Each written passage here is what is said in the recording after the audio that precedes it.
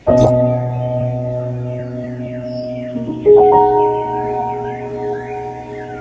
छोटे से गांव में रामू नाम का एक व्यक्ति रहता था।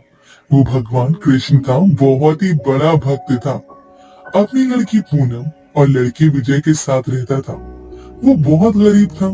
उसने और उसके बेटे ने मिलकर उसकी लड़की की शादी के लिए धन इकट्ठा कर लिया था। उसकी बेटी की शादी तय हो जाती है। जब वो बात गांव के जमींदार को पता चलती है तो जमींदार सोचता है, अच्छा, तो रामू की बेटी की शादी तय हो गई है। रामू बहुत ही स्वाभिमान आदमी है। सारे गांव ने मुझसे कर्ज ले रखा है, लेकिन एक रामू ही ऐसा आदमी है जो आज तक मेरे सामने पैसे मांगने नहीं आया। उसे इस बात का बहुत घमंड है। मैं भी देखता हूँ ये शादी कैसे होती है। अभी रंगा बिल्ला को बुलाता हूँ। असल में रंगा और बिल्ला जो दो पुराने चोर थे और जमींदार के कर्ज में दबे हुए थे। ऐसा सोचकर वो रंगा और बिल्ला को बुलाकर कहता है, रंगा और बिल्ला, मेरी बात ध्यान से सुनो। बोलिए मालिक। जरा पता लगाओ, रामू ने अपनी बेटी की शादी के लिए जो जेवर बनवाए थे वे कहाँ रखे हैं। तुम दोनों जाकर उनको चुरा लो। कुछ भी करके मुझे वो जेवर चाहिए, नहीं तो तुम दोनों की खैर नहीं है। जी मालिक, अभी पता करते हैं। सुनो, तुम दोनों बिना काम किए वापस मत लौटना। मैं रामू को अपने पैरों में गिड़गिड़ाते हुए देखना चाहता हूँ। मालिक, आप फिक्र न करें, काम हो जाएगा। फिर रंगा और बिल्ला दोनों रात को रामू के घर में डकैती के लिए चले जाते हैं और मौका मिलते ही सारे जेवर और धन चुरा लेते हैं और जमींदार के यहाँ पहुँचते हैं और बोलते हैं, मालिक, यह लीजिए, आपका काम हमने कर दिया है।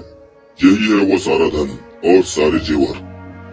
अब मैं देखता हूँ रामू अपनी लड़की की शादी कैसे करता है और मेरे पास कैसे नहीं आता।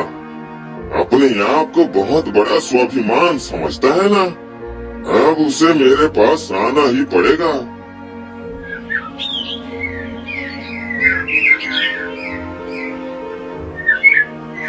अगले दिन रामू को पता चलता है कि उसके घर में चोरी हो चुकी है।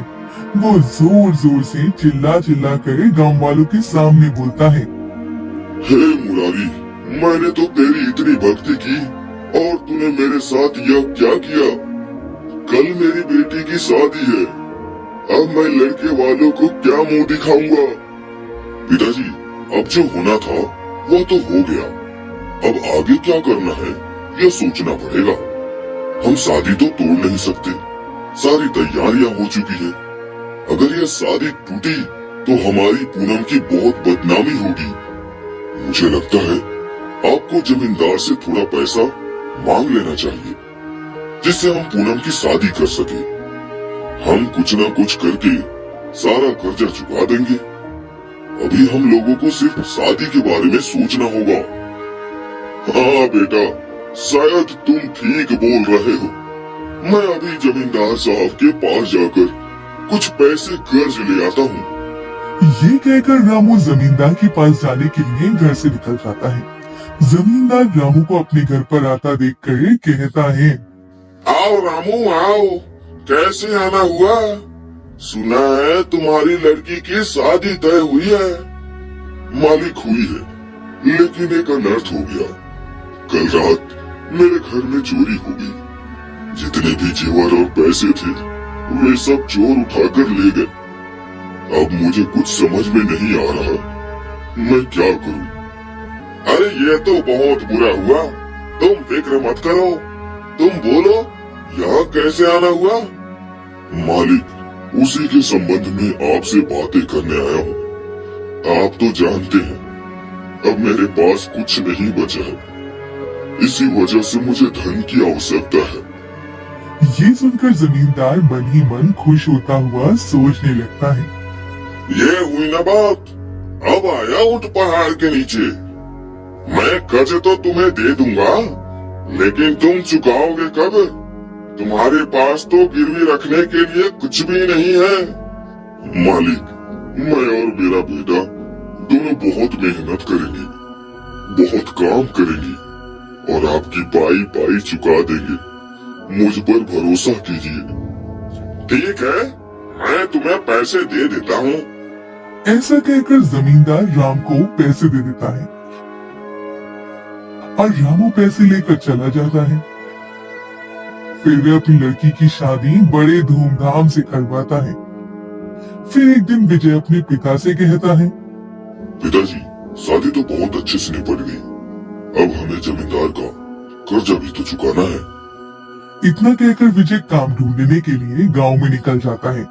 वो पूरे गांव में काम ढूंढता है, बहुत सारी जगह जाकर पूछता है, लेकिन उसे कहीं भी कोई काम करने को नहीं मिलता है। वो निराश होकर घर वापस आता है और अपने पिता से कहता है, पिताजी, मैंने गांव में बहुत काम ढूंढा, लेकिन मुझे कहीं कोई काम नहीं मिल रहा। मैं जमींदार के यहाँ भी गया था, लेकिन उन्होंने भी मुझे मना कर दिया। मुझे लगता है कि गांव में शायद ही कोई मुझे काम मिलेगा। मैं शहर जाकर काम ढूंढता हूँ, शायद वहाँ कुछ काम मिल जाए। तुम सही कह रहे हो बेटा।